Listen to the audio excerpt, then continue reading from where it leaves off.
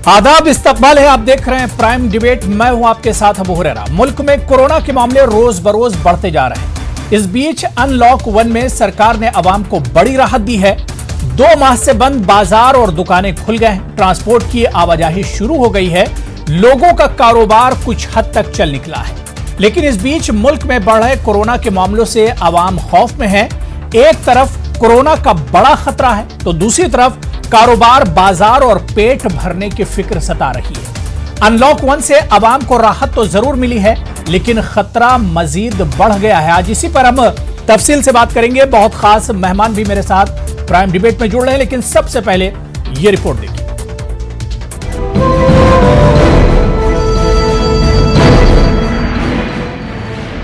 मुल्क में कोरोना का बढ़ रहा है खतरा। खौफ के बीच कैसे मिले जिंदगी का रास्ता? क्या अनलॉक से मिलेगी राहत? मुल्क में कोरोना के मामले रोज बरोज बढ़ते जा रहे हैं। इस बीच अनलॉक 1 में सरकार ने अवाम को बड़ी राहत दी है।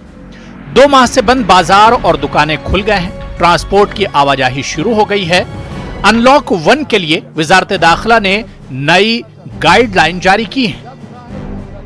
नई गाइडलाइंस के मुताबिक रात 9 बजे से सुबह 5 बजे तक रात का कर्फ्यू जारी रहेगा।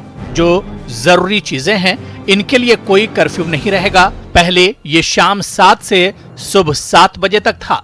हुकूमत ने रेस्तोरां और शॉपिंग मॉल खोलने की इजाजत दे दी है। पहले मरहले में 8 जून 2020 से होटल, रेस्तोरां, शॉपिंग मॉल्स को खोलने की इजाजत होगी।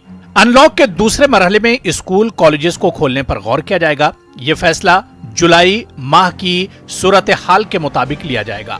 वहीं अनलॉक के तीसरे मरहले में सूरत हाल पर गौर करते हुए बैनुल-अक़वामी हवाई सफर, मेट्रो, सिनेमा हॉल और जिम पर तबादले ख्याल किया जाएगा। हुकूमत ने तमाम मजहबी मकामात को खोलने की इजाजत दे दी है। इससे कबल मगरबी बंगाल के वज़ीर आला ममता बनर्जी ने तमाम इबादतगाहों, मंदिरों, मसाजिद और गुरुद्वारों को खोलने की मंजूरी दे दी है। उधर अब रियासतों और रियासत के अंदर लोगों और सामान की नक्ल हरकत पर कोई पाबंदी नहीं है। इसके लिए अलग से कोई इजाजत लेने की जरूरत नहीं है। अब मुल्क में 30 जून तक लॉकडाउन जारी रहेगा। इस दौरान रियासती हुकूमतें स्कूल और कॉलेज खोलने पर फैसला लेंगी।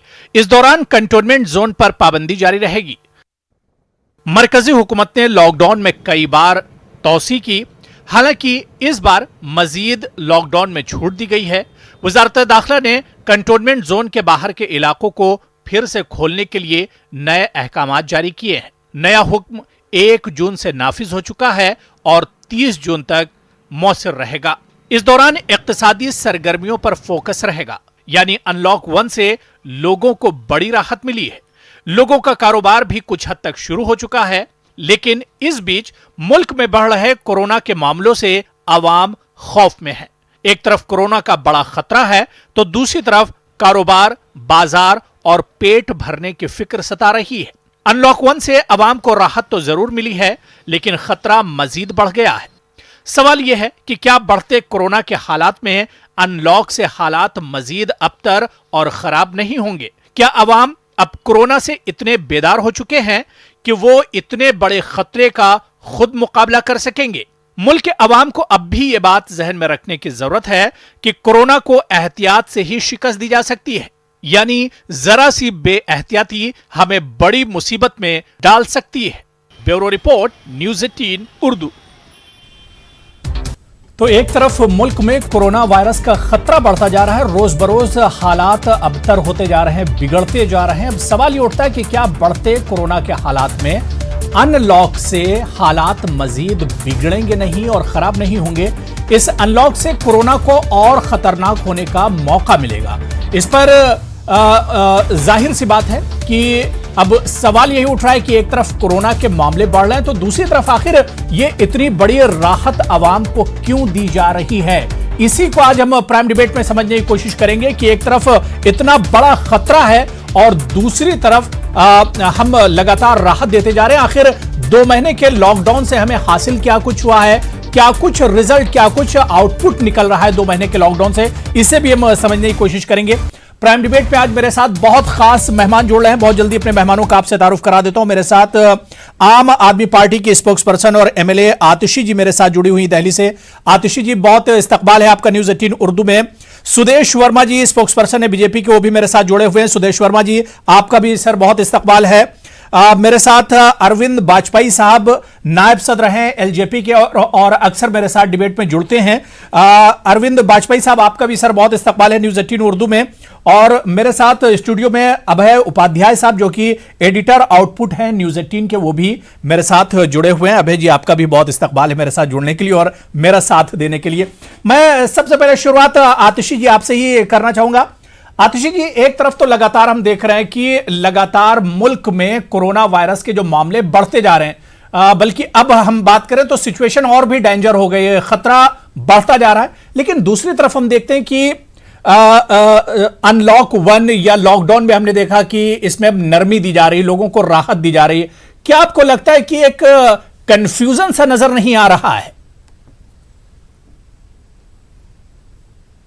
के हालात को समझते हैं तो हमें ये देखना होगा कि कोरोना एक ऐसी बीमारी है, एक ऐसा एपिडेमिक है जो एक ऐसी बीमारी है जो बहुत तेजी से फैलती है और तेजी से फैलने की वजह से किसी भी देश का मेडिकल इंफ्रास्ट्रक्चर उससे कोप नहीं कर पाता है।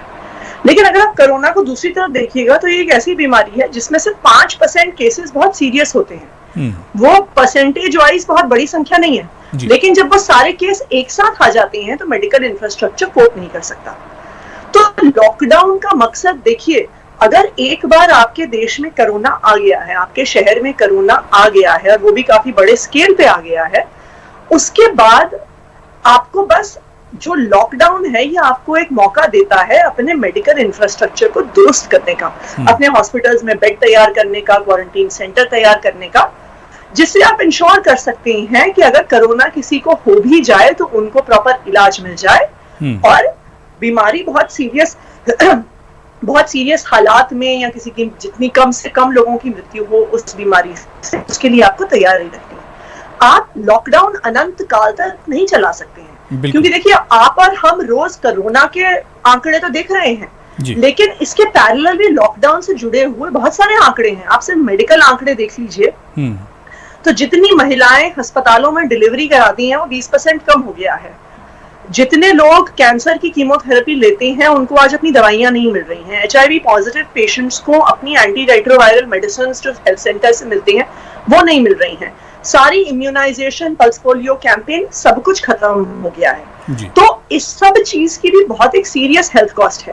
बाकी जो एक इकोनॉमिक कॉस्ट है, जिस तरह से हमने बिल्कुल एक इकोनॉमिक कोलैप्स में माइग्रेंट्स आ गए हैं, लेबर आ गया है और जिस तरह से हजारों किलोमीटर लोग पैदल चल के जा रहे हैं, ये भी एक अच्छी संभावना है। अगर हम आंकड़े गिनने जाएंगे तो लॉकडाउन की वजह से जो इकोनॉमिक क्राइसिस हुआ है, क्या पता चले कि उसकी वजह से कोरोना से ज्यादा मौतें हो गई हैं। तो सरकारों को ये दोनों चीजें बैलेंस करके चलना होगा। कोरोना के लिए अस्पतालों के इंफ्रास्ट्रक्चर को तैयार करना होगा, लेकिन इकोनॉमी को भी चलाते रहना होगा। बिल्कुल, मेरे साथ दो और ख़ास मेहमान जुड़ गए, बहुत जल्दी उनका भी तारुफ करा देता हूँ, फिर डिबेट को हम आगे बढ़ाते हैं। मेरे साथ बहुत ख़ास मेहमान मीम अफजल साहब, कांग्रेस स्पोक्स पर्सन हैं, सीनियर लीडर हैं कांग्रेस को, मेरे साथ जुड़े हुए हैं। मीम अफजल साहब, न्यूज़ 18 उर्दू में सर आपका इस्तकबाल है। और डॉक्टर MS कंवर साहब जो कि मेडिकल एक्सपर्ट हैं, रेस्पिरेटरी मेडिसिन एक्सपर्ट हैं, वो भी मेरे साथ जुड़ गए हैं। डॉक्टर कंवर, आपका भी बहुत इस्तकबाल है न्यूज़ 18 उर्दू में। मैं अरविंद वाजपेयी साहब अब आपके पास आना चाहूंगा। जो बातें आतिशी जी ने कही उसके आगे हम बात करेंगे। मैंने बात की थी कंफ्यूजन की कि एक तरफ तो खतरा बढ़ता जा रहा है, दूसरी तरफ हम राहत देते जा रहे हैं। क्या आपको नहीं लगता अरविंद वाजपेयी जी, जो सवाल मेरा आतिशी जी से था कि कहीं आपको सरकार का जो डिसीजन है क्या उसमें कंफ्यूजन नजर नहीं आ रहा है? नहीं, देखिए हरारी साहब, ऐसा नहीं है। देखिए कई चीजें तो बिल्कुल तय हैं, जैसे नंबर 1 कि कोरोना की कोई दवाई नहीं है हमारे पास, ना वैक्सीन अभी तक बन पाई है। तो इसके बाद हमारे पास क्या रास्ता है? रास्ता सिर्फ यही था कि हम लॉकडाउन लगाएं और आतिश ने सही कहा कि लॉकडाउन के पीरियड में पूरी तैयारी कर लें, और जो की है राज्य सरकारों ने भी की है, केंद्र सरकारों ने भी की है। लेकिन लॉकडाउन 2 महीने के बाद केसेस बढ़ना स्टार्ट हो गए, ये भी बात तय है। है। अब जब केसेस बढ़ना स्टार्ट हो गए तो 2 महीने के दौरान जो हम लोगों ने अवेकनिंग की, जनता को जो जगाया, जनता को जो एडवाइजरी जारी की गई, गाइडलाइंस दी गई कि भाई सोशल डिस्टेंसिंग करिए, मास्क लगाइए, सैनिटाइज कर दिए, और इन चीजों का अगर आप रोकथाम करेंगे तरीके से तो आप इससे बचे रहेंगे। देखिए एक बात तो बड़ी तय है कि सरकार अवेकनिंग कर सकती है, सरकार साधन मुहैया करा सकती है कि टेस्टिंग प्रॉपर हो, अस्पताल प्रॉपर हो, कोरोना वॉरियर्स की देखभाल ठीक से हो, लेकिन अल्टीमेटली नागरिकों को कोरोना से बचने के लिए सिर्फ 3 ही उपाय हैं जो मैंने अभी पहले बताए, और जो उनको लागू करेगा वो बचेगा, लेकिन जो असावधानी करेगा देखिए वो इसके नेट में आएगा। लेकिन हमारे पास से, हमारे देश में एक बात बड़ी अच्छी हुई है कि माननीय प्रधानमंत्री जी ने टाइमली लॉकडाउन कर लिया, जिसकी वजह से आंकड़े कंट्रोल में हैं। 2 महीने के बाद बढ़ने शुरू हुए, लेकिन अगर लॉकडाउन उस वक्त नहीं होता 23 मार्च को, 24 मार्च को, तो क्या हालात होते, क्योंकि आप कंपेयर कर सकते हैं दूसरी कंट्रियों से कहां पहुंचा हुआ है आंकड़ा। तो एक बात तो ये होगा, और इसमें जनता का पूरा सहयोग है। जैसे जैसे प्रधानमंत्री जी ने कहा वैसे वैसे जनता ने सहयोग दिया। देखिए अब हम अनलॉक कर रहे हैं चीजों को, और अनलॉक करना इसलिए जरूरी है कि अगर हम अनलॉक नहीं करेंगे तो कहीं ऐसा ना हो कि भूख से लोग ज्यादा मरने लग जाएं। देखिए एक बहुत बड़ी भारी चीज हुई है इस 2.5 महीने के अंतराल में कि सप्लाई चेन बिल्कुल नहीं टूटी है। देखिए सप्लाई चेन की वजह से हम सभी लोगों को राशन मिलता रहा, खाने की चीजें मिलती रही, दवाई मिलती रही, और ये भी कहना पड़ेगा कि मजदूरों के लिए भी हमने काम किया, किसानों के लिए भी काम किया। देखिए 2-4 घटनाएं तो हुई हैं और उसके लिए पूरा देश पीड़ित है, पूरे राज्य जनता पीड़ित है, सब लोग पीड़ित हैं, लेकिन ओवरऑल अगर आप सिचुएशन देखेंगे तो प्रधानमंत्री जी और इस सरकार की पॉलिसी की वजह से हम लोग अभी तक बचे हुए हैं, और अल्लाह ताला से दुआ करेंगे कि ये अब ढलान की तरफ जाए मामला। देखिए 1-2 राज्यों में तो बहुत स्थिति खराब है, महाराष्ट्र में खराब है, गुजरात में खराब है, दिल्ली में खराब है, और इसीलिए वहां के मुख्यमंत्री प्रयासरत हैं कि किसी तरीके से इसको फिगर को कम किया जाए। लेकिन हमको अपने आप से इन चीजों से बचना पड़ेगा, अपने आप, क्योंकि कोरोना लंबा चल, यानी हर किसी को अब अपना ख्याल रखना पड़ेगा। जाहिर सी बात है, बहुत पहले पीएम मोदी साहब ने कहा था कि अब ये जिम्मेदारी हर किसी की बनती है कि अब अपने से अपना ख्याल एक तरह से रखा जाए, और अनलॉक 1 के पीछे भी यही एक पॉलिसी सरकार की नजर आती है कि अब आवाम को खुद से भी अपना ख्याल एक तरह से रहना होगा, आत्मनिर्भर की जो बात पीएम मोदी साहब ने कही थी। मैं स्वदेश वर्मा जी आपके पास आऊंगा, लेकिन उससे पहले मीम अफजल साहब से भी मैं एक रिएक्शन ले लेता हूं। मीम अफजल साहब, आपको क्या लगता है कि जो अनलॉक 1 किया गया है, क्या वाकई में 2 महीने का जो लॉकडाउन का पीरियड रहा उसका आउटपुट किस तरह से आप देखते हैं, या वाकई में उसका नतीजा, उसका रिजल्ट जो है इतना शानदार रहा है कि अब सरकार ने लॉकडाउन में एक तरह से राहत देनी शुरू कर दी है?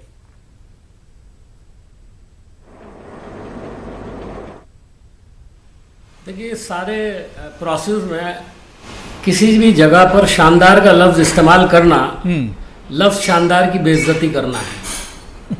मैं बात वहां से शुरू करूंगा जहां से प्रधानमंत्री जी ने लॉकडाउन शुरू किया था। उनका एक जुमला है जो मेरे कानों में आज भी गूंज रहा है। उन्होंने कहा था कि महाभारत की जो लड़ाई थी वो 18 दिन में जीती गई थी, और हम 21 दिन में इसको पराजित कर लेंगे, हम इसको हरा देंगे कोरोना को। और मैं समझता हूं कि जब प्रधानमंत्री जी ने एक बात कही तो मुझे उनकी नीयत पर कोई शुबा नहीं है। मेरा ख्याल है वो बिल्कुल ऐसा ही सोच रहे थे कि शायद 21 दिन में सारी चीज़ें ठीक हो जाएंगी, और एक जल्दबाजी भी उन्होंने दिखाई। जो काम वो रुक करके 1 हफ्ते बाद या 4-6-10 दिन के बाद कर सकते थे जी, वो 500 मरीजों के आने पर ही उन्होंने वो काम कर दिया था, जिसके नतीजे में हर जगह हर चीज़ अपनी जगह पर ठहर गई। खुद इसका भी जिक्र किया उन्होंने जी कि हर चीज़ जो है अपनी जगह पर जैसी है वैसी ही रहेगी, और हर आदमी को सिर्फ घर पर रहना है। बात तो उन्होंने सही कही थी। मेरा सिर्फ इतना कहना है कि प्रधानमंत्री की सोच, इसके बावजूद कि बहुत सारे लोगों को ये लगता है कि बहुत आगे तक देखने वाले आदमी हैं, मुझे उसमें कमी नज़र आती है। अगर वो बहुत आगे तक देख रहे होते जी तो उनको ये ज़रूर सोचना चाहिए था उस वक्त कि इसके नतीजे में क्या होगा। जब हर चीज बंद हो जाएगी तो बेरोजगारी भी बढ़ेगी, काम नहीं होगा, खाने पीने का भी इंतजाम। अभी वाजपेयी जी कह रहे थे कि खाने पीने का जो एक चेन थी वो बंदी रही, इसमें कोई शक नहीं है। जो बात सच्ची हो उसको मानने में भी कोई हर्ज नहीं कि चेन बंदी रही और लोगों ने भी पूरी तरह से कोऑपरेट किया। इसके बावजूद कि कुछ जगहों पर पुलिस ने बड़ी सख्ती भी दिखाई और उस वक्त शायद ये सख्ती ज़रूरी थी, लेकिन के बाद जो आहिस्ता आहिस्ता जिस तरह के हालात पैदा हो रहे थे उससे साफ जाहिर था कि हमने शायद लॉकडाउन करने में जल्दी कर दी। आज सिचुएशन ये है कि पहले लॉकडाउन के वक्त 500 लोग थे जो इससे पीड़ित थे और आज जब हम ओपन करने की बात कर रहे हैं, अनलॉक करने की बात कर रहे हैं, तो 2.25 लाख लोग उस दिन कोरोना से इफेक्ट पूरे देश के अंदर हो चुके थे। इससे ज़्यादा अहम बात यह है कि स्टेट्स अलग अलग, इससे पहले सब स्टेट्स एक तरह से अपना काम कर रही थी और आहिस्ता आहिस्ता हमने देखा कि स्टेट्स अपने अपने मसलों में उलझ गई और सेंट्रल गवर्नमेंट से जो उनको जो मदद मिलनी चाहिए थी उस मदद की शिकायत वो बार बार करती रही, अभी भी नहीं मिली। अभी दिल्ली की सरकार ने, आप देखिए, परसों भी कहा, आज भी और कल भी उनके जो नुमाइंदे हैं यहाँ आतिशी शायद बैठी हैं, उन्होंने भी शायद ये बात कही होगी। 5,000 करोड़ रुपया उन्होंने मांगा है कि भाई हम तुम्हारे पास तनख्वाहें बांटने के लिए नहीं है।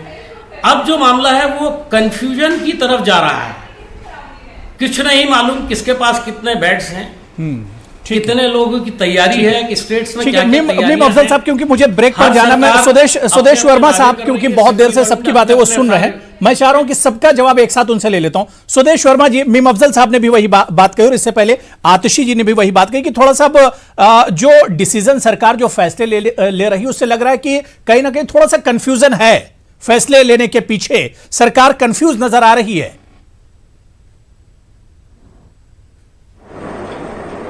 देखिए, आतिशी जी ने ऐसी कोई बात नहीं की। आतिशी जी ने बहुत पॉजिटिव बातें की और मैं उनकी सराहना करता हूं।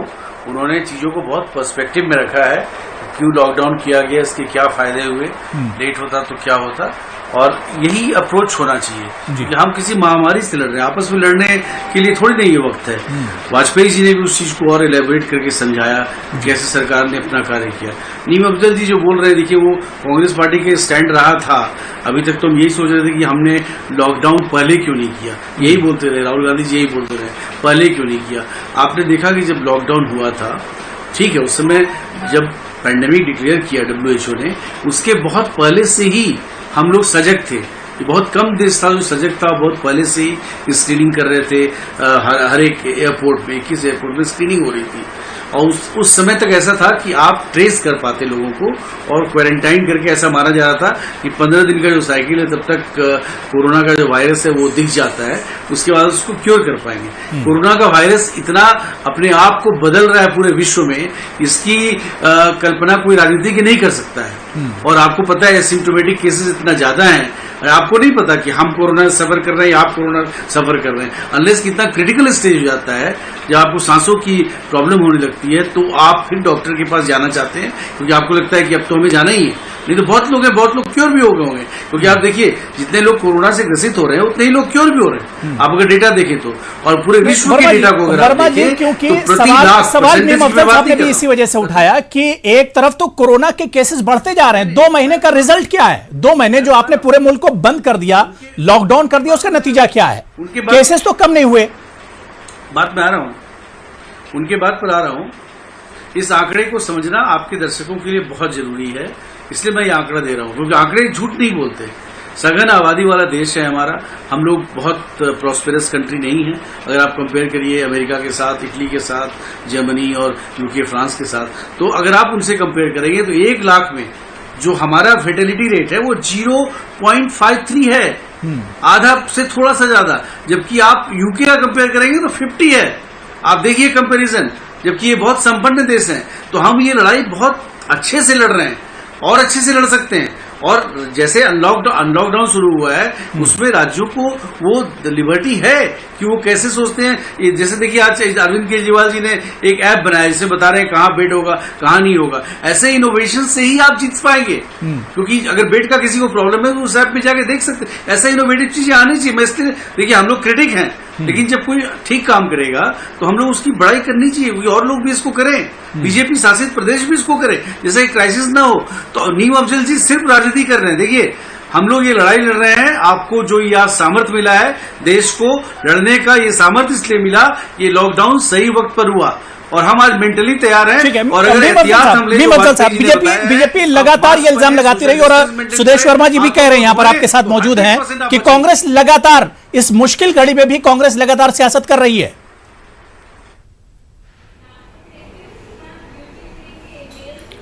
देखिए सुदेश वर्मा जी पुराने जर्नलिस्ट हैं और जर्नलिस्टों का पर्सपेक्टिव बिल्कुल अलग होना चाहिए। मैं भी पुराना जर्नलिस्ट हूं, इसलिए मैंने शुरू में एक बात कही थी कि जो बात सच है उसको एक्सेप्ट कर लेना चाहिए। कम से कम आम प्रवक्ताओं में और जर्नलिस्ट से बीजेपी के प्रवक्ता बनने या कांग्रेस के प्रवक्ता बनने में कुछ थोड़ा सा फर्क जरूर दिखाई देना चाहिए। उसकी उम्मीद मैं इनसे भी करता हूँ जी। मैं ये पूछना चाहता हूँ, आपने कहा कि हम सियासत कर रहे हैं, आप क्या भजन कीर्तन कर रहे हैं? अब तक प्रधानमंत्री के सारे बयानात उठा करके देख लीजिए, वो भजन कीर्तन वाले तो सेवा कर रहे हैं सर, बयानात नहीं सरकार में सेवा करने के लिए है। वो भी इस कोरोना के मौके पर अपनी सियासत का पूरा ख्याल रखते हुए सेवा कर। अरे पावर हाथ में है इसलिए सेवा कर रहे हैं आप, इसलिए सेवा का लफ्ज इस्तेमाल कर रहे हैं। अगर आप अपोजिशन में होते तो आप सड़कों पर उतर चुके होते। बता दूं, आपके पास पावर था तो आप मेवा खाते थे, आप घर में नहीं बैठे होते, टेलीविजन पर बहस नहीं कर रहे होते, ये तहजीब के साथ बैठ करके हम एक उर्दू टेलीविजन चैनल पर बहस नहीं कर रहे होते, बल्कि आप सड़कों पर से बात कर रहे होते। आपकी हमने अपोजिशन देखी और आपकी सियासत भी देखी और आज भी हम लगातार देख रहे हैं। और दूसरी बात, एक बात और समझ लीजिए स्वदेश जी, पॉलिटिकल पार्टियां क्या काम करती हैं? क्या पॉलिटिकल पार्टियों को आपने कोई मंदिर मस्जिद गिरजा के अंदर काम करने वाला कोई आपने मौलवी या पंडित जी समझा है? सियासत तो इसी का नाम है। आपको अगर आप पावर में हैं तो आप पावर के जरिए आवाम की खिदमत करें। बात सुनिए, अरे सुनिए, बहस में उस तरह नहीं करता हूं। जब आपका मौका है तो आप जरूर बोलिएगा, और अगर आपको ज्यादा बीच में टोकर टाकी का शौक है तो मैं 1 मिनट के अंदर इसको बंद कर दूंगा और आपसे कहूंगा कि आप तकरीर फरमाइए और हम सुन लेंगे। हम आपको सुन भी सकते हैं, इतना धैर्य है हमारे। मेरे पास वैसे भी टाइम बहुत कम है। ठीक है, तो सियासत की जो बात है मैं चाह रहा हूँ कि काम की बात ही हो, डिबेट पे काम की बात ही हो। मैं सिर्फ इतना ही कह रहा हूँ, बहुत अहम मसला है, बहुत संजीदा मसला है, आप मत घबराइए। जी, मैंने सिर्फ बहुत अहम मसला है इसलिए कह रहा हूँ कि अगर आप कांग्रेस पर बहस शुरू होते ही इल्जाम लगाओगे कि हम सियासत कर रहे हैं। ठीक है, मैंने एक ईमानदारी से जो राय थी वो रख दी। आपको अगर उससे डिफर करना है तो आप कीजिए, लेकिन अगर कांग्रेस पार्टी पर आप हमला करेंगे तो भारतीय जनता पार्टी ठीक है मीम अफजल साहब, मुझे हमारे पास नहीं है। ठीक है, और इस पर हम बात करेंगे। मुझे ब्रेक पर जाना, मैं बहुत जल्दी एक छोटा सा रिएक्शन। डॉक्टर कंवर, मैं आपके पास आना चाहूंगा सर, क्योंकि अब ये पूरा डिबेट लग रहा है कि पॉलिटिक्स और सियासत इसमें होने लगी इस इश्यू पर। बहुत संजीदा, बहुत बड़ा खतरा है मुल्क के सामने, लगातार मामले बढ़ते जा रहे हैं। डॉक्टर कंवर, जिस तरह के हालात हैं, क्योंकि एक माहिर होने के नाते, एक एक्सपर्ट के नाते, आपको क्या लगता है कि एक तरफ कोरोना के मामले जो हैं, केसेस जो है वो बढ़ते जा रहे हैं, और दूसरी तरफ जो लॉकडाउन था, जो सख्ती थी, उसमें नरमी दी जा रही है?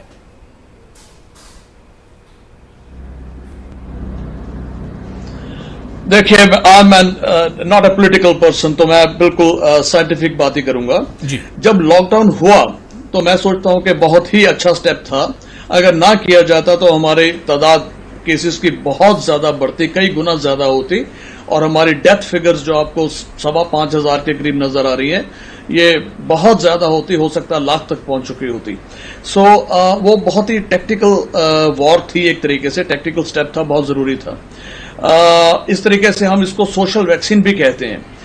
अब ये देखिए कि जब से एंटीबॉडी टेस्ट शुरू हुए हैं दुनिया भर में, तो हमें यह पता चल गया कि जो केस फर्टेलिटी रेट है, जो हम कहते हैं कि 6% है, दुनिया में 7% है, 5% है, और हिंदुस्तान में 3% के करीब था, अब 2.8% है।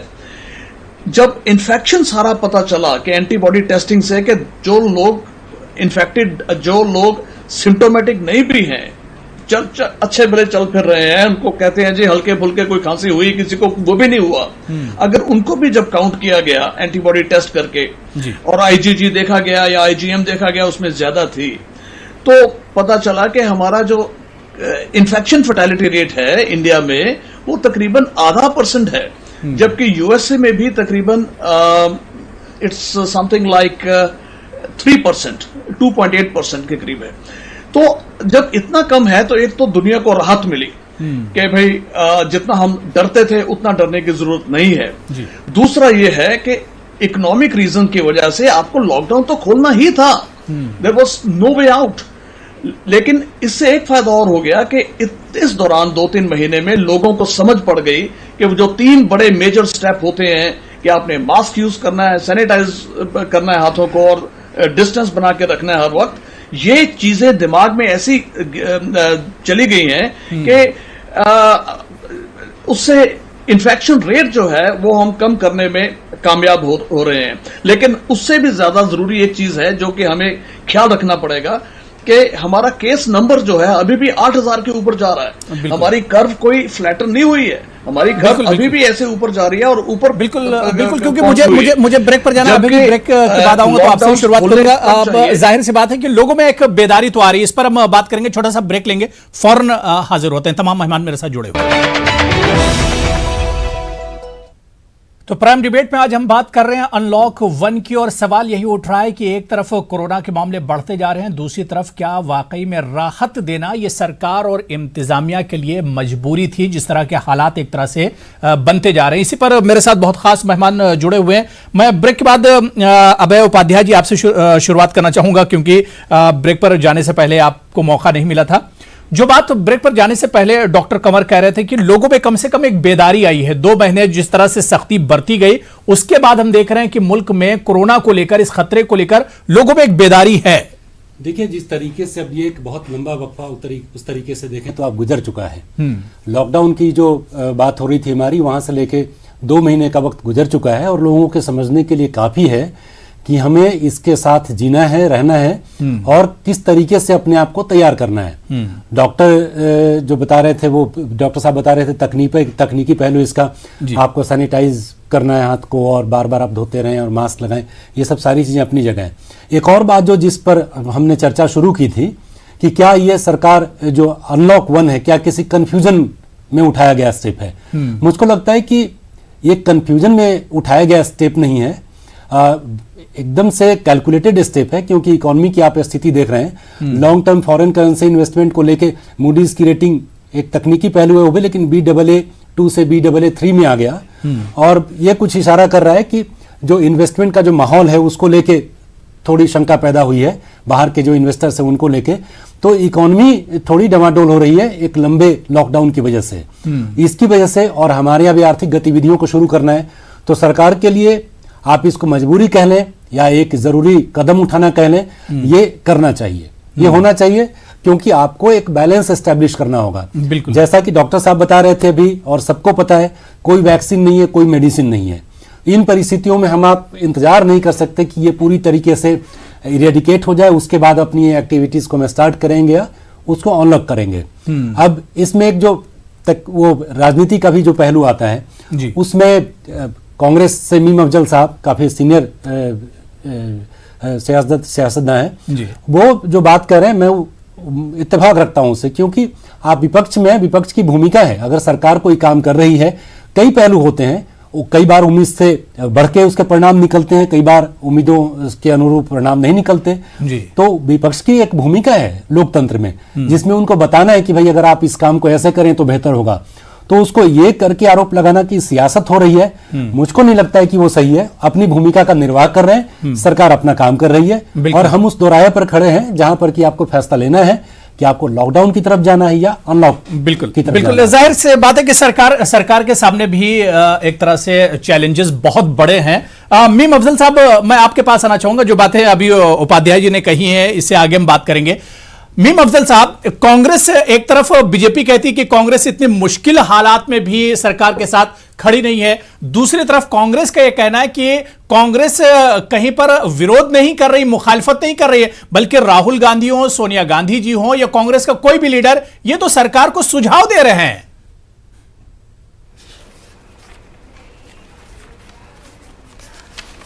देखिए, मैं आपको बताऊं जी, मेरे पास एक लंबी लिस्ट है कि कब सोनिया जी ने 7 अप्रैल को एक खत लिखा जी, बल्कि मैं शुरू करूंगा 12 फरवरी से जी।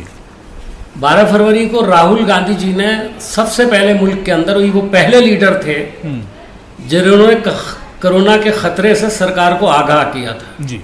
शायद आपको याद होगा और बहुत जगहों पर इसके बारे में चर्चा भी हुई है जी। उसके बाद आपको याद होगा कि जब सेशन चल रहा था तो 17 मार्च को उन्होंने बहुत तफसील के साथ ये बात कही थी। पार्लियामेंट से निकलते हुए उन्होंने बयान दिया था कि कोरोना बहुत ही खतरनाक चीज़ है और ये 2 तरह की महामारी होगी, 2 तरह की सुनामी होगी। एक सुनामी तो है जो इंसानों की जान जिसकी वजह से खतरे में पड़ेगी, और दूसरा इससे इकोनॉमिक सुनामी देश के अंदर आएगी। मैं ये सिर्फ इतना बताना चाहता हूँ कि राहुल गांधी साहब उस ज़माने में बहुत क्लियर थे और दोनों एस्पेक्ट देख करके उसी वक्त ही सरकार को मशवरा दे रहे थे और कह रहे थे कि सरकार को इस पर गौर करना चाहिए। लेकिन सरकार की प्रायोरिटीज़ उस वक्त बिल्कुल डिफरेंट थी, और वो डिफरेंट प्रायोरिटीज़ क्या थी? मध्य प्रदेश वाला मामला चल रहा था, पार्लियामेंट का सेशन चल रहा था, और पार्लियामेंट का सेशन चलता रहा जबकि पार्लियामेंट के मेंबरान कहते रहे। मैं तो तकरीबन रोज़ ही जब सेशन चलता है पार्लियामेंट जाता हूँ और वहाँ सबसे बातचीत होती है, तो सारे एमपीज चाहते थे किसी भी तरह से इमीडिएटली जो है लॉकडाउन किया जाए या कम से कम पार्लियामेंट को बंद किया जाए। हेलो जी जी, मेरी आवाज़ आ रही है आपको? आपकी आवाज़ आ रही है?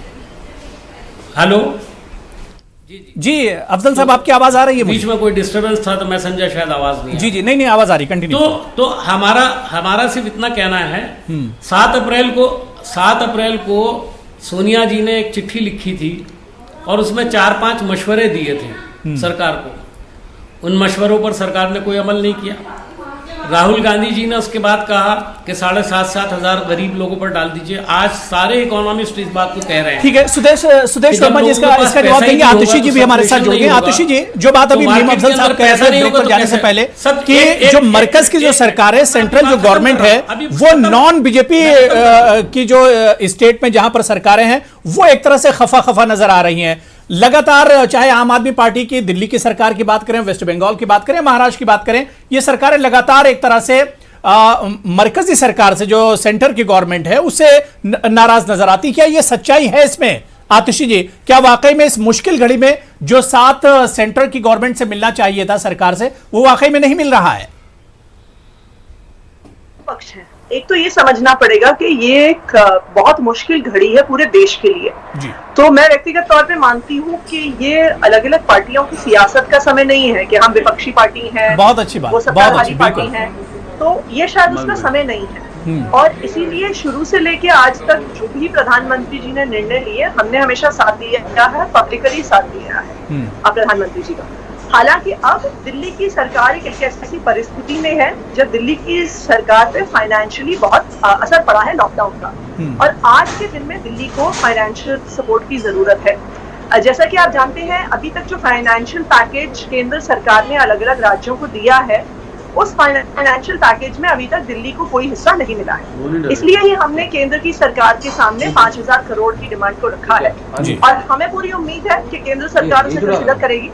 क्योंकि लॉकडाउन की वजह से दिल्ली की इकोनॉमी पे एक बहुत सीरियस असर पड़ा है, तो आगे चलते हुए चाहे तनख्वाहें हो, चाहे सारा मेडिकल फैसिलिटीज इंफ्रास्ट्रक्चर हो, उसके लिए दिल्ली की सरकार को, मुझे लगता है कि शायद सारी ही सरकारों को कुछ फाइनेंशियल सपोर्ट की जरूरत पड़ेगी। बिल्कुल बिल्कुल। अरविंद वाजपेयी साहब, क्या वाकई में एक तरफ सरकार, दूसरी तरफ अपोजिशन, या यूं कहा जाए जो मैंने सवाल किया था आतिशी जी से कि एक तरफ सेंटर की गवर्नमेंट है और दूसरी तरफ नॉन बीजेपी की स्टेट में जो गवर्नमेंट है, क्या वाकई में इसमें एक गैप आप पाते हैं? क्या पूरी सच्चाई के साथ मैं चाह रहा हूं कि आप इसका जवाब दें। अरारी साहब, बिल्कुल पाक साहब गोई से मैं सवाल का जवाब देता हूँ जी। देखिए, लोकतंत्र में विपक्ष को तो अधिकार है कि सत्ता की आलोचना करे या सत्ता की खिंचाई करे, प्रदर्शन करे, राजनीति करे, तो इसी तरह लोकतंत्र में हमको भी अधिकार है कि हम इनकी कमियां बताएं कि आपकी कमियों की वजह से कैसे जनता को नुकसान हुआ। अब उसका छोटा सा एग्जांपल देता हूं। देखिए, सेंट्रल गवर्नमेंट ने FCI के थ्रू हर राज्यों को राशन दिया, जिसमें 3 महीने मजदूरों को फ्री 5-5 किलो एक्स्ट्रा जो मिलेगा गेहूं मिलेगा और 1-1 किलो दाल मिलेगी। अब पूछिए, आतिशी जी बैठी है, इनसे दिल पे हाथ रख के पूछिए, इन्होंने अनाज क्यों नहीं दिया? दिल्ली गवर्नमेंट ने जो अनाज हमने सेंट्रल ने दिया वही अनाज नहीं दिया, ये किसकी जिम्मेवारी है? अब दूसरी बात इनसे पूछिए कि जब मजदूरों को खाना नहीं मिलेगा या रहने की व्यवस्था आप नहीं करोगे तो मजदूर खाते तो भागेंगे ना, नहीं भूखे तो कोई नहीं रुक सकता। तो ये इन्होंने अभिवस्था क्यों फैलाई? देखिए, ये आलोचना की बात नहीं हो रही, ये जो फैक्ट है उस पे कोई ये डिनाई नहीं कर। वाजपेयी जी, देखिए यही हालत तमाम स्टेट की, आप जहां पर बीजेपी की सरकार है वहां भी यही हालत है, वहां से भी मजदूर भाग के अपने घर पहुंचे हैं, अपने घर के लिए निकले। ऐसी बात नहीं है कि जहां पर नॉन बीजेपी की गवर्नमेंट है वहां पर इस तरह के हालात है। हम ये कह रहे हैं कि सेंट्रल गवर्नमेंट के पार्ट पे कहीं भी ना तो मिसमैनेज हुआ है ना फेलियर हुआ है। राज्य सरकारें, चाहे हमारी राज्य सरकारें हैं, चाहे कांग्रेस की राज्य सरकार है या किसी की सरकार है, उनके बिकॉज एग्जीक्यूशन किसके हाथ में है? Ultimately execution is to be done by the state government, और स्टेट गवर्नमेंट से लेकर। ठीक है वाजपेयी जी, आतिशी जी जवाब दे रही हैं आपका। आतिशी जी जवाब वाजपेयी जी, मैं आपकी बात से थोड़ा अचंभित हूँ, क्योंकि हमने तो कहा ही नहीं कि केंद्र की तरफ से एक फेलियर हुआ है। हमने तो बस इतनी सी बात मैंने कही कि हमने केंद्र सरकार से 5,000 करोड़ रुपए मांगे हैं। उससे पहले मैंने सिर्फ ये कहा कि केंद्र ने जो कदम उठाए हैं हमने तो सहयोग किया है। प्रधानमंत्री जी ने जिस दिन से लॉकडाउन करने की बात करी हमने सहयोग किया, जो भी मेडिकल प्रोटोकॉल सेंटर की तरफ से आए वो हमने फॉलो किए हमने। लेकिन आज दिल्ली की सरकार को 5,000 करोड़ की जरूरत है। हमने तो आपकी कोई आलोचना नहीं किया, आप इतने डिफेंसिव क्यों हो रहे हैं?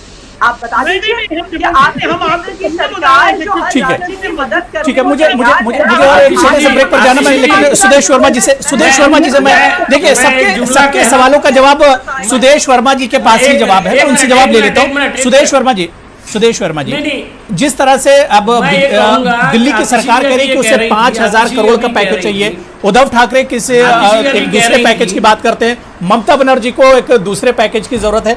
क्या आपको लगता है कि अब ऐसे में जिम्मेदारी मरकजी सरकार की बनती है कि वो इन रियासतों के लिए मदद करे ऐसी मुश्किल घड़ी में? सारे टीवी चैनल दिखा रहे हैं। देखिए ऐसा है कि प्रत्येक सरकार को केंद्र से डिमांड करने का अधिकार है, इसको वो डिनाई नहीं कर सकता। कितना हो सकता है केंद्र सरकार डिसाइड करेगी।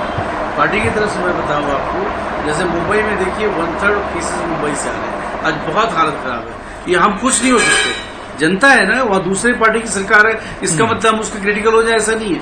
उनको भी सीखना चाहिए कैसे अच्छे प्रैक्टिसेस को इम्पोज करके हम बचा सके लोगों को जान बचाना, यही तो हमारा धर्म है आज के दिन में। और देखिए, चूंकि नीम अफजल जी ने बोला कि मैं पत्रकार रहा हूं तो मैं उनको थोड़ा फैक्ट्स बता दूं, सियासत कैसे हो। लेटेस्ट एग्जाम्पल, मोदी की रेटिंग आती है जिसका जिक्र किया अभय जी ने, वो रेटिंग खराब रेटिंग देता है, निश्चित ही खराब रेटिंग देगा क्योंकि अभी इकोनॉमी डाउन है। इसको देखिए, राहुल गांधी जी कितने खुश हो जाते हैं और प्रधानमंत्री जी पर अटैक कर देते हैं। ये क्या मजाक बना के रख दिया है? ये बताइए आप कि प्रधानमंत्री जी ने आज एक बताया किस तरह से इकोनॉमी रिवाइव होगी, ग्रोथ आएगा।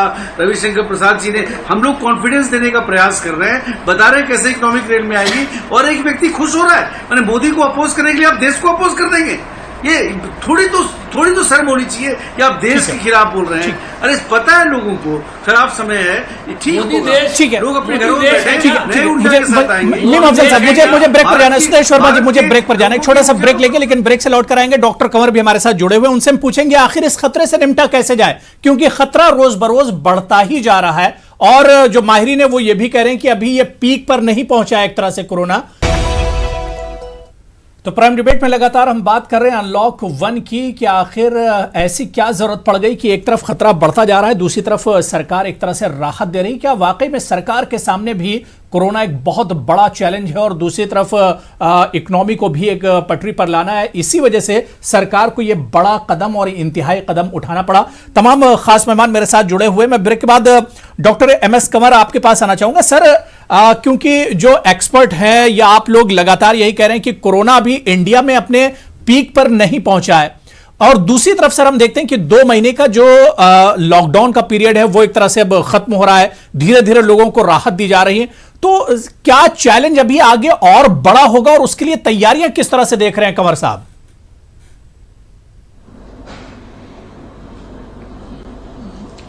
इसके 2 पहलू हैं जी। एक तो ये कि हमारे जो नए केसेस आ रहे हैं वो अभी भी पर डे 8,000 से ऊपर हैं, जैसे मैं पहले बता रहा था जी। दुनिया में हम चौथे नंबर पे हैं, इस हिसाब से ये कोई अच्छी बात नहीं है। ब्राजील, यूएसए और रशिया को छोड़ के हम सबसे ज्यादा दुनिया में नंबर्स पर डे हो रहे हैं हमारे यहाँ। दूसरा पहलू ये है कि जो कि इटालियन रिपोर्ट्स हैं और कुछ और जगह से भी हैं कि डिजीज, और यूएसए से भी, कि डिजीज अब दम धीरे धीरे तोड़ रही है, उतनी सिवियरिटी से नहीं आ रही जितनी पहले आ रही थी। हालांकि यूएसए में कोई हर्ड इम्यूनिटी तो होने गई, इटली में भी कोई सारी हर्ड इम्यूनिटी तो होने गई, लेकिन फिर भी डिजीज की सिवियरिटी, इंटेंसिटी कम हो गई है। ये देखते हुए और जो एंटीबॉडी टेस्टिंग से पता चला कि इन्फेक्शन फैटेलिटी रेट तकरीबन इन हिंदुस्तान में 0.5% है, तो इट इज वेरी इनकरेजिंग। सो इस वजह से अब छूट दे गई है, ढील दी गई है ताकि इकोनॉमी को उठाया जाए। लेकिन हमें मालूम है कि जब तक नंबर्स कम नहीं हो जाते तब तक हमें चैन से नहीं बैठना चाहिए। सारे एहतियात बरतने बहुत जरूरी हैं। अभी माइग्रेशन अभी भी चल रही है, क्लस्टर्स हैं, ट्रैवल शुरू हो गई है, बस की डोमेस्टिक फ्लाइट शुरू हो गई है, जल्दी ही मेट्रो वगैरह भी शुरू हो जाएगी, इंडस्ट्रियल वर्कर्स काम पे आना शुरू हो जाएंगे, लेबरर्स आना शुरू हो जाएंगे, तो डिजीज और भी थोड़ी बढ़ सकती है, लेकिन उतनी सवियर नहीं होगी जितनी के दूसरे मुल्कों में रही है या जितनी शुरू में थी। सो मेरे ख्याल में हमें ऑप्टिमिस्टिक रहना चाहिए, पेसिमिज्म दिमाग में नहीं रखना चाहिए। मैं खुद समझता हूं कि 1-2 महीने के अंदर अंदर ये डिजीज बहुत ही कम होनी चाहिए जो आज देख रहे हैं। बिल्कुल नहीं, यही उम्मीद कर रहे हैं कि जिस तरह से जंग हम लोग अब कोरोना के साथ लड़ रहे हैं, इसमें अब हम लोगों को एक कामयाबी मिलनी चाहिए आने वाले दिनों में बहुत जल्दी, क्योंकि हालात लगातार बिगड़ते जा रहे हैं। मैं मीम अफजल साहब आपके पास आना चाहूंगा। सर, कुछ बात भी आपकी रह गई थी, सुदेश जी से आपकी बात चल रही थी, लेकिन मेरा सवाल भी एक ले लीजिए।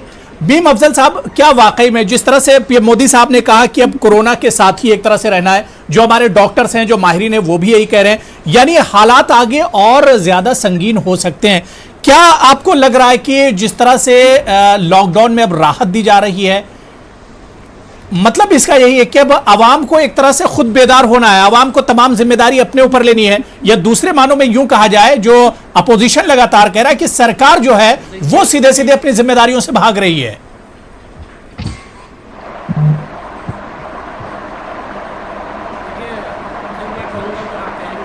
क्या हम आलोचना कर रहे हैं जी, हम क्रिटिसिज्म कर रहे हैं, हम नुक्ताचीनी कर रहे हैं।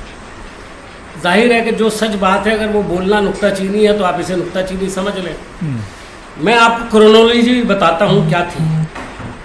सरकार की राय थी, हर्षवर्धन जो हमारे हेल्थ मिनिस्टर हैं, उन्होंने कहा था जी कि मई के आखिर में हम बहुत ज़्यादा कंट्रोल कर लेंगे और ये बिल्कुल कम हो जाएगा। उसके बाद डॉक्टर पाल का बयान आया, वो बिल्कुल डिफरेंट था जी। डॉक्टर गुलेरिया जो उस वक्त प्राइम मिनिस्टर के एडवाइजरी सेल के अंदर थे, मेडिकल एडवाइजरी सेल में, उन्होंने एक बयान दिया कि जून जुलाई जो है उसके अंदर ये पीक पर होगा, जून का लास्ट और जुलाई का शुरू। तो अभी ये पीक का वक्त आया भी नहीं है। और उसके बाद हेल्थ के जॉइंट सेक्रेटरी अग्रवाल साहब जो पहले रोज़ाना सुबह और शाम प्रेस कॉन्फ्रेंस करते थे, आजकल वो गायब हैं। उन्होंने कहा कि कोरोना के साथ रहने की आदत डालनी होगी। ये क्रोनोलॉजी है और इससे एक बात साफ जाहिर होती है जी, ये जो लोग कह रहे हैं कि सरकार बहुत सोच समझ के कदम उठा रही थी, कहीं सोच समझ कर कदम नहीं उठाया गया। सरकार के अंदर काम करने वाले लोग कंफ्यूज थे आपस में।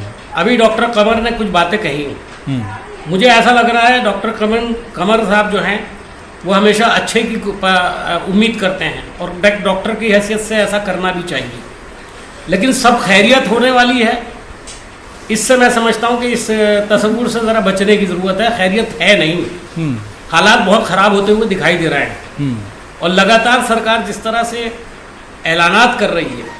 अभी आपने देखा कि कल SME जो है उसके सिलसिले में स्मॉल एंड मीडियम एंटरप्राइजेस के सिलसिले में कुछ ऐलानात किए गए, फिर अभी किसानों को लेकर के और जो न्यूनतम रेट होता है अनाज का उसको बढ़ाया गया। उसके अंदर आज सारे दिन बहस होती रही है। बिल्कुल मुसलसल चैनल्स के ऊपर भी बहस हुई है। लोगों ने बताया है कि आप कह रहे हैं 50% से 85% जो है किसान के लिए जो आमदनी का जरिया बढ़ जाएगा, उसकी आमदनी बढ़ेगी, जबकि वो 2-3% से ज़्यादा नहीं बढ़ रही। दूसरी बात यह है कि अभी इससे पहले अनाउंसमेंट से पहले मक्का का रेट 22 रुपये था। मैं एक ही मिसाल दूंगा, उससे समझ में आ जाएगा आपको जी।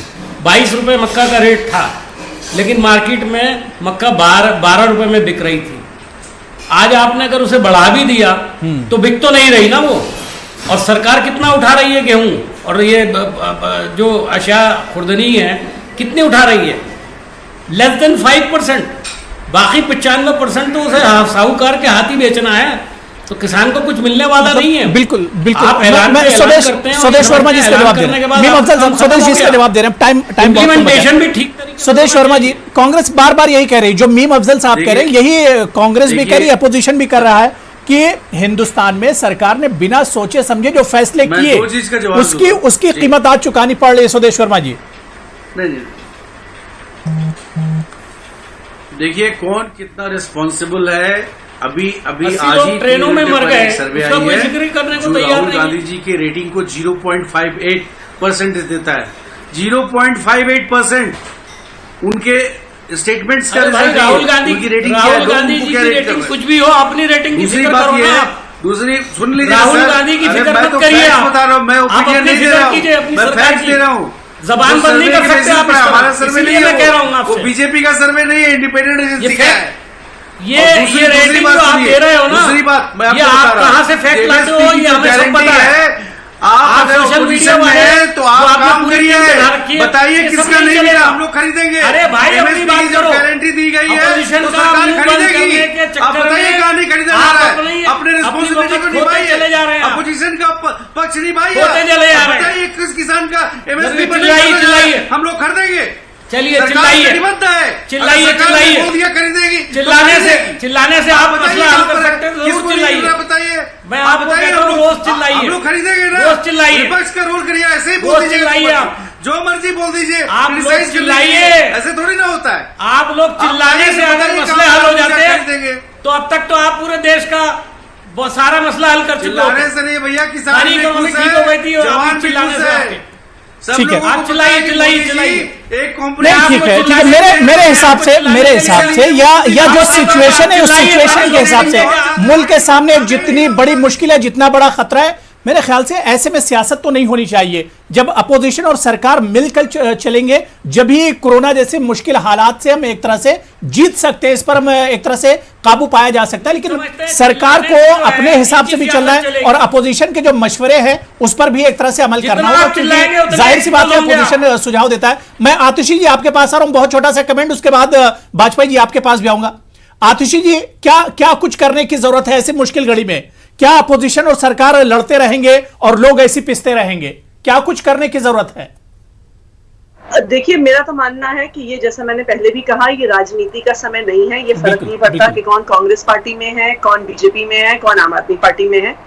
आज सबसे जरूरी है कि इस महामारी से हमें देश की जनता को बचाना है। बिल्कुल। और इसमें दोनों पक्ष है। मुझे लगता है कि हर राज्य सरकार को अपने हॉस्पिटल इंफ्रास्ट्रक्चर की, अपने मेडिकल इंफ्रास्ट्रक्चर को दुरुस्त करने की जरूरत है। जो फ्रंटलाइन उनके वर्कर्स हैं उनको सपोर्ट की जरूरत है हर तरह की।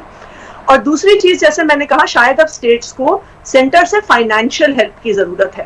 और अब वो समय है कि उन्हें राशन की जरूरत नहीं है, राशन की जरूरत नहीं है या अलग अलग चीजों की जरूरत नहीं है। अभी स्टेट्स को कैश की जरूरत है, फाइनेंशियल। बिल्कुल, जो मनी वाजपेयी, क्योंकि रियासतें अब सेंटर की तरफ देख रही हैं, ऐसे में अब सरकार की जिम्मेदारी बनती है कि रियासतों के साथ खड़े हों, खासतौर से नॉन बीजेपी जहां पर सरकारें हैं। बहुत छोटा सा कमेंट में चाह रहा हूं वाजपेयी जी।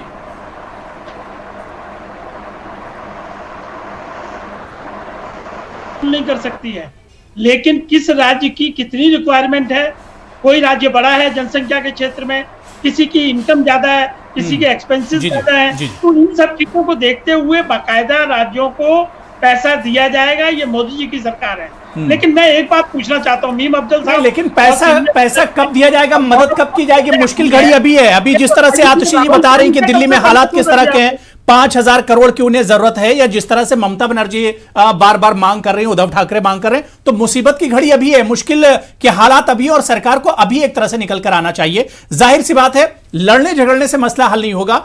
इस वक्त मुश्किल घड़ी में सबको एक साथ आने की जरूरत है। अपोजिशन को सरकार के साथ और सरकार को अपोजिशन के साथ खड़े होने की जरूरत है, ताकि एक आम आदमी को बचाया जा सके और इस कोरोना को शिकस्त दी जा सके। बहुत बहुत शुक्रिया सुदेश वर्मा जी, मीम अफजल साहब, MS कंवर जी, अरविंद वाजपेयी साहब, अभय उपाध्याय जी, आपका बहुत बहुत शुक्रिया, और आतिशी जी आपका भी बहुत बहुत शुक्रिया हमारे साथ प्राइम डिबेट में जुड़ने के लिए। आदाब।